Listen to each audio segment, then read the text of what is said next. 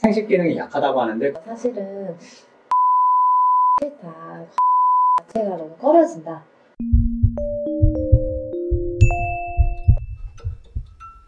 안녕하세요. 랜선주치 오원장. 양원장입니다. 네, 오늘은 지난번에 저희가 말씀드렸던 임신 안 되는 체질에 대해서 간략하게 설명 좀 해드리고 그거를 극복하는 방법은 뭔지 같이 얘기를 나눠보려고 해요.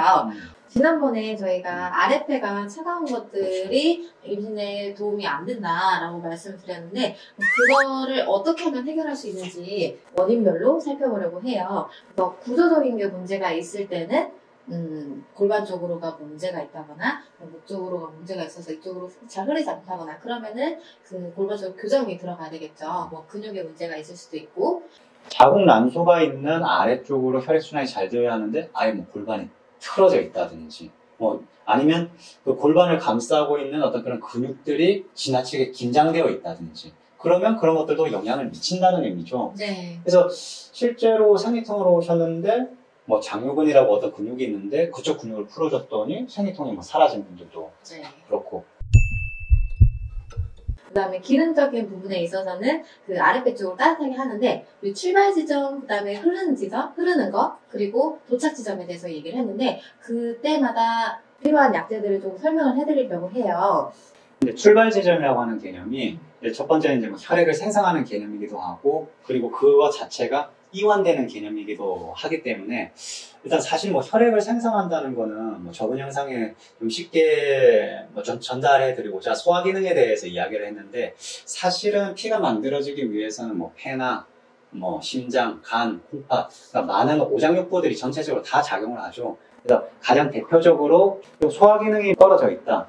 저는 위 내시경 찍었는데 전혀 이상이 없는데요. 하지만 내가 만약에 예를 들어 일상생활에서 트름이 좀 자주 나온다든지 가스가 잘 찬다든지 아니면 식사 후에 뭐 식곤증이 심하다든지 이런 것들도 소화 기능이 떨어진 개념이기 때문에 혀를 봤을 때도 혀 정중앙이 소화 기능에 해당하는 영역이라 생각해서 그 부위에 갈라져 있거나 뭐 태가 많이 좀 쌓여 있거나 그러니까 이런 것들이 있으면 내 기능이 좀 떨어져 있다라고 이해하시면 되고 자 그러면 소화에 도움이 되는 추천할 만한 뭐 한방차?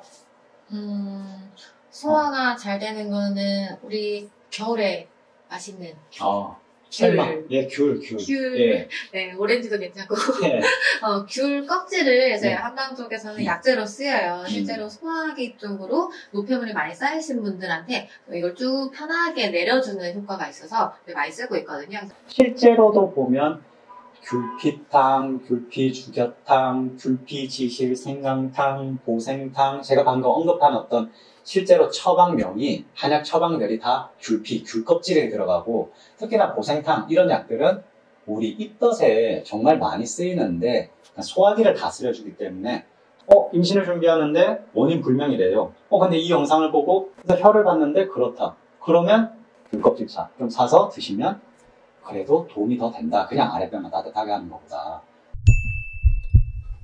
자, 그리고 두 번째, 신경의 안정이 안 되는 분들이 있어요. 이건 왜 중요하냐면 사람 몸이 순환이 잘 된다는 말은 결국은 이완이 잘 되어야 한다는 말인데 너무 예민하고 너무 긴장되어 있고 너무 막 3번 생각하고 4번 생각하고 자도 생각하고 꿈에서도 생각하고 다음날도 생각하고 내가 신경이 예민한 건지 아니면 튼튼한 건지 잘 모르겠어요. 내 이런 어떤 기능들이 내 몸에 영향을 미치는 상태인지 잘 모르겠어요.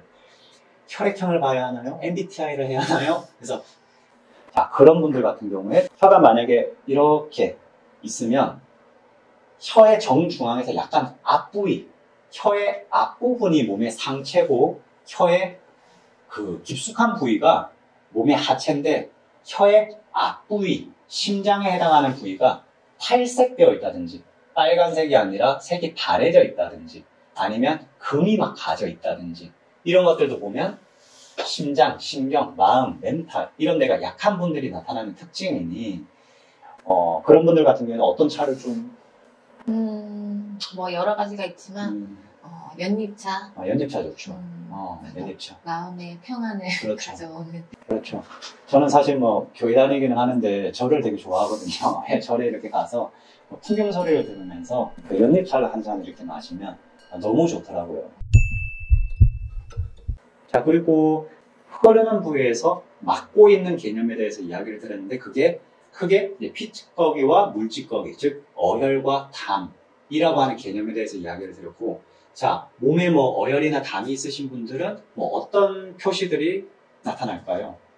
일단은 잘 붓고 잘 붓고, 무겁고 비만 오면은 축축 처진다. 몸이 무겁다. 실제로 BMI가 체지방이 높게 나오시는 분들도 계시고, 혀에서 봤을 때 혀가 그 겉에가 칭칭 불어서 이 자국이 남아있는 분들도 계시고, 혀클리너 매번 하시는 분들 계실 거예요. 근데 그렇게 해도 자꾸 하얗게 뭔가 올라온다. 노랗게 뭔가 올라온다. 하시는 분들 계실 건데, 몸에 담이 많아서 그런 거라고 보시면 될 것 같아요. 어혈 있으신 분들 같은 경우에는 혀가 조금 검부스럽게 되어 있다든지 아니면은 그런 검붉은 반점들이 조금 있다든지 이런 식으로 나타나기도 하고, 몸에 멍이 잘 든다든지 그런 것들도 나타날 수 있죠. 그래서 실제로 만약에 도움이 되는 차가 있다면 담이 많으신 분들 같은 경우에는 아까 소화기를 도와드린다고 했던 귤피차도 마찬가지로 도움이 될 거예요. 그리고 어혈이 많이 있다라고 하시는 분들은 익모초라든지 아니면 엉겅퀴차라든지 뭐 목단피도 있고, 방금 뭐 목단피나 뭐 엉겅퀴나 그리고 익모초 이런 어떤 약초들은 저희들도 뭐 한약재로 쓰는 어떤 약재이기도 한데 조금 성질이 차가운 성질의 약재도 있기 때문에 아무쪼록 드실 때 그래도 뭐 주변 한의원에 찾아가셔서 뭐 용량이나 뭐 등등 이런 것들에 대해서 문의는 해보시기 바랍니다. 그리고 도착지점, 즉 자궁남수에 직접적으로 영향을 줄 수 있는 어떤 그런 차가 있다면 우리 뜸으로도 많이 하는 건데 쑥이 도움이 많이 되실 거예요. 예, 쑥 한방 차로 먹으면 좋고 손바닥을 대서 뭐 아랫배가 차갑다 뭐 그럴 수도 있지만은 그 외에도 보면 생리 주기가 뭐 좀 잘 맞지가 않는다든지 뭐 다낭성 난소 증후군이 있다든지 뭐 생리통이 있다, 근종, 종양질환, 그리고 질염, 방광염, 하복부 쪽으로 어떤 염증이 있다, 생식 기능과 대변 기능, 소변 기능에 문제가 있으신 분들은 사실은 다 아래가 좀 차갑다는 그런 개념이기 때문에 조금 그런 부분들을 개선하는 것이 결국 임신에 도움이 된다, 이런 이야기를 드리고 싶습니다. 네, 그 다음으로는 제가 의식적인 부분을 말씀을 드렸는데 이 부분이 정말 너무 중요한 것 같아요. 진료실에 오셔서 이런 말씀 하시는 분들이 좀 계세요. 나 사실은 부부생활 하기가 싫다, 관계 자체가 너무 꺼려진다 하시는 분들도 계시고, 양호님은 혹시 진료실에 오신 분들 중에서 심리적인 거에 있어서 좀 많이 힘들어하시는 분이 있었을까요? 그렇죠. 특히 임신으로 오시는 분들은 다들 마음이 힘드세요. 남편과의 어떤 직접적인 관계에 있어서 좀 힘든 분들도 있고, 그래서 도피처로 뭐 임신을 선택하시는 분도 있어요. 또는 갑자기 뭐 낙지를 보내준다든지, 집에 자꾸 장어가 온다든지, 시댁에서 친정에서 자꾸 막 선물이 오죠. 이런 모든 것들이 사실 의식에 영향을 미치고 마음을 힘들게 하고, 이완하고 아랫배를 따뜻하게 하고 싶어도 이완이 안 되고 순환이 안 되고 몸을 긴장하게 만들죠. 침이나 추나나 한약 치료 같은 경우에는 육체적인 부분에 있어서 이제 다가가는 건데, 몸에서 생각들 이런 것들을 자꾸 순환을 막고 그 안에서 이런 것들을 붙잡고 있으면 그런 분들은 확실히 좀 몸의 개선이나 임신 소식이 좀 더디거든요. 간혹 가다가 저 임신 안 되는 체질이에요? 임신 안 되는 체질이 뭐예요? 저는 그런 체질이에요? 하시는 분들이 계시거든요. 혹시 양원장님 봤을 때 이런 분들 딱 아닌 것 같다. 네, 우리가 흔히 하는 뭐 팔체질이나 사상체질이나 그 외에 이런저런 체질들이 있는데 약간의 이게 그래도 태어났다 그런 개념이거든요. 근데 사실 우리가 살다 보면 많은 주변 환경이나 내 생활 습관이나 내 의식이나 이런 것들에 의해서 그 체질적인 요소와는 다르게 몸이 나타나는 분들이 많아요. 소양인 생식 기능이 약하다고 하는데 그럼 난임은 소양인만 있을까? 그게 아니란 말이에요. 소음인도 사실은 뭐 난임, 임신이 조금 어려우신 분들도 있고, 그리고 소양인인데 오히려 임신이 잘 돼서 첫째, 둘째, 셋째까지도 잘 낳으시는 분들도 있고. 네. 태어났을 때부터 약간 사상체질로 얘기를 했을 때 소양인이다라고 하면 기노생식기가 다 약하다는 건데, 이렇게 태어났다고 해서 무조건 임신이 안 되는 건 아니라고 말씀을 하셨잖아요. 그러니까 이쪽으로 보강할 수 있는 노력들을 해주시면 임신은 뭐 무조건 안 된다 이거는 아니라고 저는 생각합니다. 그렇죠. 예. 실제 저희들이 다양한 질환들을 이렇게 보게 되는데, 뭐 특히나 임신으로 오시는 분들 보면 그 분의 어떤 그 사연과 감정, 슬픈 감정들과 이런 것들이 너무나 고스란히 전달이 잘 되고, 그래서 정말 진료실에서 우시는 분들도 많잖아요, 맞죠? 네. 진짜 가슴 아팠던 게 치료실에서 음. 치료하러 갔는데 혼자 울고 계셔가지고 그때도 마음 너무 안 좋더라고요. 저희가 사실은 이 영상을 찍게 된 계기가 이런 힘든 분들에게 조금이라도 한방적인 도움을 드리고자 이렇게 찍게 되었고, 그래서 이런 방법도 있구나 하고 소개를 해드리려고 했던 거거든요.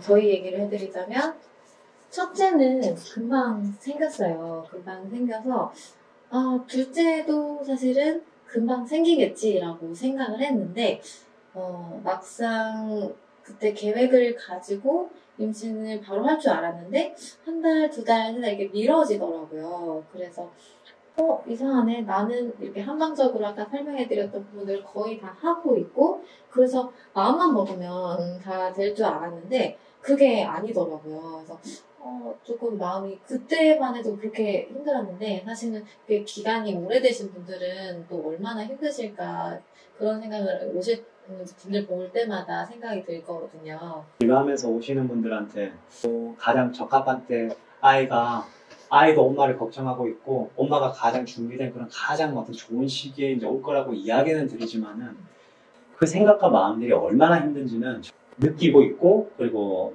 이렇게 전해 듣고 있습니다. 지금 이런 이야기를 하는 이유가 뭐냐면, 이제 시험관 시술이라든지 양방치료의 어떤 장점과 우수성도 있고, 그리고 항방치료의 어떤 장점과 우수성도 있단 말이에요. 그런 것들을 조금 잘 이해하셨으면 좋겠다. 그래서 이제 좋은 방법들을 잘 선택하셨으면 좋겠다는 그런 마음이고, 저희만 진료를 잘 본다, 치료를 잘한다, 이런 의미가 아니라, 주변 한의원에라도 이렇게 가시고, 또는 한의원이 좀 주변에 없으시거나 그러신 분들은 방금 저희들이 영상을 통해서 이야기 드린 어떤 그런 몸에서 알려주는 신호를 좀 팁으로 삼아서 내 몸을 개선하는데 조금이라도 도움이 되었으면 하는 마음에서 지금 영상을 찍는 거니까, 아무쪼록 그렇게 같이 기도하는 마음으로 보시는 모든 분들이 좋은 소식 있었으면 좋겠습니다. 노력들 같이 하면서 또 중요한 게 이 마음가짐인 것 같아요. 그래서 왜 나에게만 이런 시련이 오는 거지? 이렇게 생각하시는 게 아니라 아이도 사실은 그 때를 기다리고 있다고 생각을 하고 있거든요. 하루하루에 그래도 감사하고 기뻐하는 그런 마음으로 하면 오히려 그게 결론적으로도 더 도움이 된다. 네. 그래서 우리 그렇게 같이 노력하자. 네. 우리가 제일 행복할 수 있는 때에 가장 좋은 모습으로 아이가 찾아올 거라고 믿으면서 열심히 노력하시면 좋은 결과 있으실 거예요.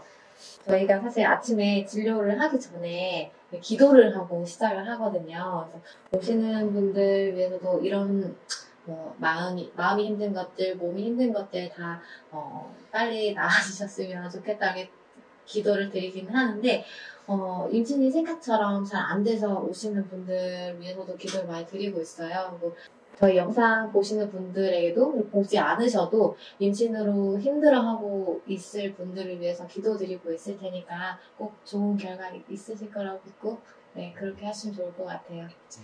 네, 오늘 영상은 여기까지 하고 저희 인사드릴게요. 다음 편에 또 더 유익한 영상을 찾아오겠습니다. 감사합니다. 네, 고맙습니다.